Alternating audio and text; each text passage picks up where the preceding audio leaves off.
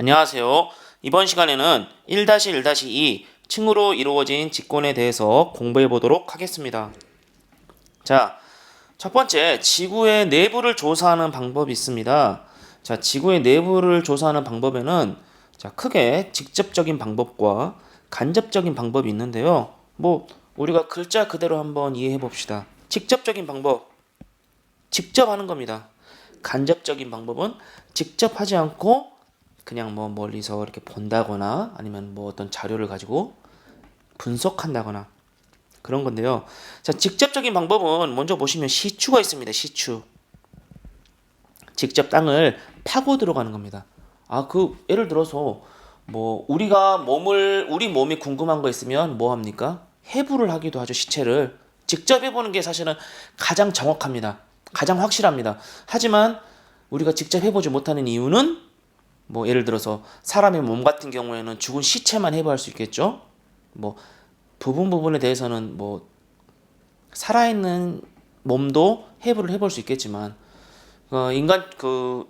단적으로는 우리가 인간 같은 경우에는 살아있는 상태로는 해부가 어렵기 때문에 인간과 비슷한 돼지나 인간과 비슷한 원숭이 같은 것들을 직접 살아있는 것들은 죽이지 않고 해부할 수도 있겠죠.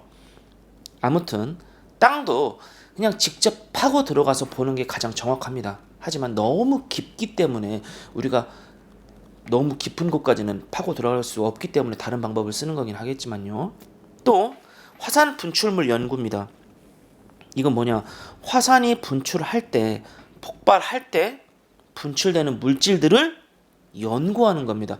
이것도 어찌 보면 그러니까 지하 땅속 깊은 곳에 있는 것들이 분출되는 거니까 직접적으로 우리가 관찰하는 거라고 볼 수 있겠죠.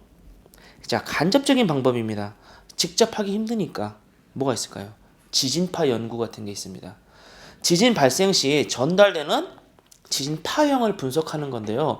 우리가 지진이 일어나면 지층이 깎이는 거잖아요. 땅이 꺾이는 거잖아요. 이거를 우리가 직접 들어가서 확인을 할 수는 없죠. 운석 연구. 지구 내부의 물질과 비슷한, 그러니까 우주에서 날아오는 큰 돌덩어리들, 이 운석들을 우리가 직접 맞을 수는 없고, 우리가 그 떨어지는 운석에 직접 들어가서 직접 해볼 수는 없으니까 떨어진 운석을 간접적으로 우리가 보는 거겠죠. 예를 들어서 어떤 운석 같은 경우에는 지구 내부, 지구 속에 있는 물질들과 굉장히 유사한 운석들이 있습니다. 그러한 운석들을 우리가 조사를 해보면 운석을 조사해보니까 그러니까 지구 내부와 상태와 비슷한 운석을 조사하면서 지구 내부를 조사할 수 있는 간접적인 방법이 되겠죠. 자, 지진과 지진파에 대해서 볼게요. 지진이란 건 중요하죠. 지진이란 건 지구 내부에서 발생한 충격으로 땅이 흔들리는 현상입니다. 이건 너무 잘 알고 계시죠? 자, 지진파라는 것은 지진이 발생할 때 전달되는 진동을 우리는 지진파라고 합니다. 진동. 자, 지진파는 잘 볼게요. 모든 방향으로 전달되고요. 위, 아래, 좌우 모든 방향으로 전달되고 물질에 따라서는 전달되는 빠르기가 다 다릅니다. 어떤 파이냐, S파이냐, P파이냐 이런 거에 따라서 빠르기가 다릅니다. 자, 지진파를 연구하면 지구 내부의 구조를 알아낼 수가 있는데요. 지진파를 분석함으로써 지구 내부를 그나마 가장 효과적으로 알 수 있습니다. 가장 정확하게는 아닙니다. 가장 정확한 건 뭐라고? 그냥 직접 파보는 거라고. 근데 왜 효과적이라고 할까?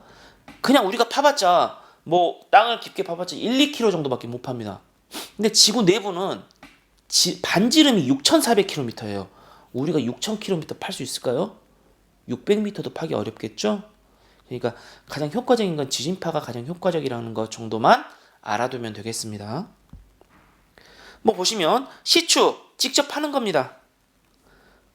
화산 분출물 연구, 그죠? 여기서 화산 근처에서 지진파를 분석하는 것들 이런 것들이 있겠죠. 자, 오늘의 핵심입니다.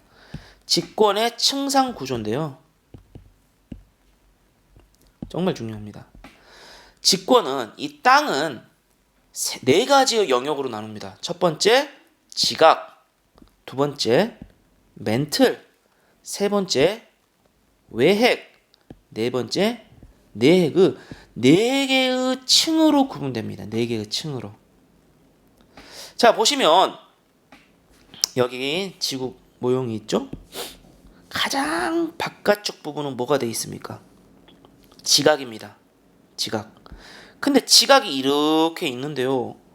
5km면 5km지 35km면 35km지 왜 5에서 35km라 했을까요? 자, 지각을 한번 이렇게 와볼게요. 또 지각에는 바다와 붙어있는 해양 지각이 있고요. 육지와 붙어있는 대륙 지각이 있습니다. 그래서 대륙 지각은 대략 35km까지가 대륙 지각이고요. 바다와 인접해 있는 해양 지각은 5km밖에 안 됩니다. 그래서 지각은 뭐냐면요. 뭐 더하기 뭐냐? 지각은 대륙 지각 플러스 해양 지각입니다. 자, 아까쯤에 해양 지각은 5km, 대륙 지각은 35km라고 했죠. 이 말은 뭔 말입니까? 지각을 5km냐 35km냐 정확하게 어느 선으로 딱 나눠서 얘기할 수 없다 이거예요. 해양 지각인 부분은 5km까지가 지각이고 대륙 지각 쪽은 35km까지가 지각이에요. 그래서 5에서 35km가 지각이라고 합니다. 그 지각 밑에 있는 게 뭡니까? 멘틀이죠. 멘틀. 멘틀은 2900km 지점. 이 지점을 멘틀이라고 하는데요. 여기 보시면 요렇게 지각과 멘틀의 경계가 있죠. 여기를 우리는 지각과 멘틀의 이 경계 부분을 우리는 모호면이라고 합니다. 이거는 이제 우리가 잘 배우진 않지만 러시아의 과학자 모호로비치치라는 사람이 발견한 면이에요. 그래서 모호로비치치 불연속면. 그래서 줄여서 이 사람이 모호로비치치라는 러시아 과학자가 발견했기 때문에 모호로비치치 불연속면 줄여서 모호면이라고 얘기합니다. 즉 모호면은 지각과 멘틀 사이에 있는 면입니다. 닿아 있는 면. 정확히 말하면 이렇게 표시할 수 있겠죠? 여기가 모호면이 되겠죠? 자, 계속 이 그림과 이 그림을 같이 연계해서 한번 볼게요. 지각 이렇게 돼 있죠. 멘틀 이렇게 돼 있죠. 자, 외핵과 내핵인데 이 부분을 핵이라는 핵 코어라고 하는데요. 외핵과 내핵으로 나눠집니다. 외핵은 2900km에서부터 5100km 지점까지가 외핵, 5100에서부터 지구 중심 6400km까지를 우리는 내핵이라 합니다. 우리는 이 외핵과 내핵을 다 합쳐서 뭐라고 한다? 핵이라고 한다. 이 표를 볼게요. 이 표는 여러분들 좀 외워주셔야 돼요. 그런데 그렇게 어려운 건 없습니다. 자, 지각입니다. 아까쯤에 지각은 대륙 지각과 해양 지각으로 나눈다고 했었죠.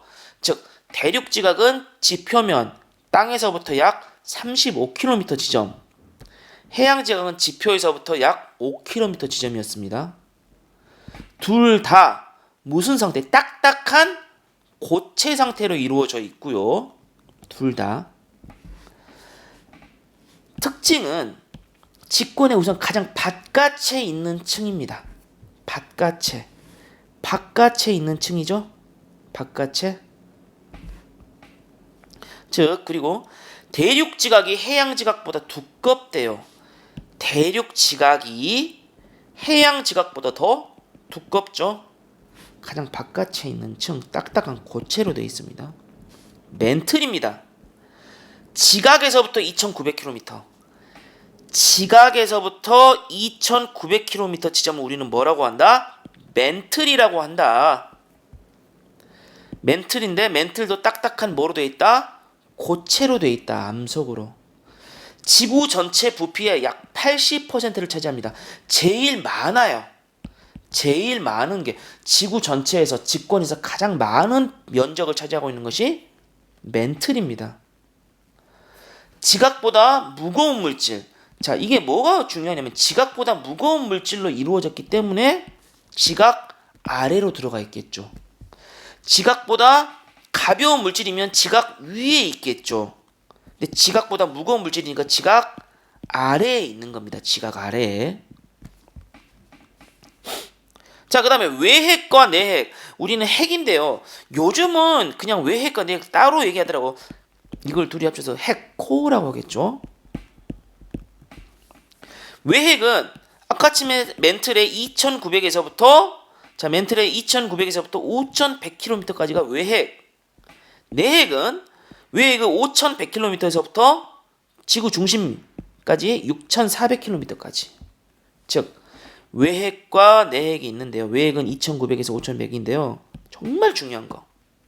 외핵은 액체 상태로 되어 있습니다. 액체. 흐물흐물한 액체 상태.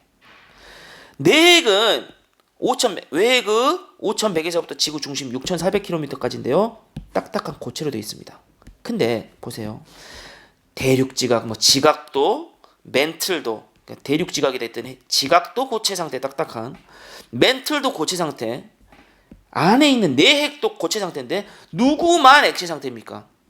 외핵만 액체 상태입니다.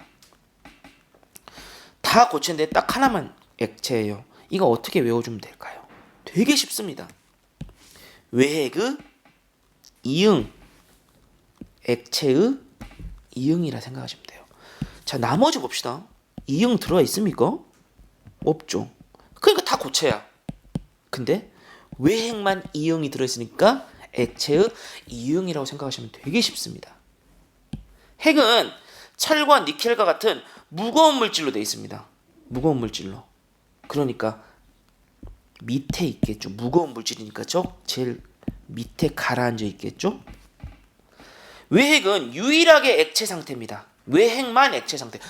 지각, 대륙 지각이 됐든 해양 지각이 됐든 멘틀이 됐든 내핵이 됐든 전부 다 고체인데 딱딱한 외핵만 액체다. 왜 외핵만 액체다? 외핵의 이응, 액체의 이응이니까. 자, 이거는 지구를 절반으로 똥강 내본 거예요. 근데 우리가 지각, 멘틀, 외핵, 내핵을 이해하려면 그냥 과일을 보셔도 될 것 같아요. 이 복숭아죠. 껍질은 지각이라 보시면 됩니다. 이 과육은 멘틀이라 보시면 되겠죠.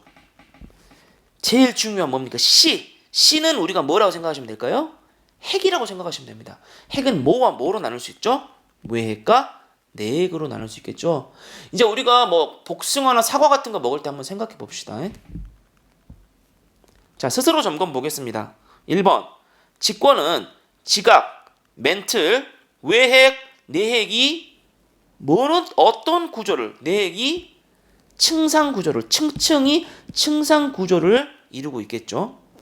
자, 지구 내부에서 액체인 상태인 층은, 자, 대륙 지각, 지각도 고체, 멘틀도 고체, 내핵도 고체인데 외핵만 액체 이응이니까 뭐가 될까요? 외핵이 되겠죠. 자, 오늘은 여기까지 공부해 보도록 하겠습니다.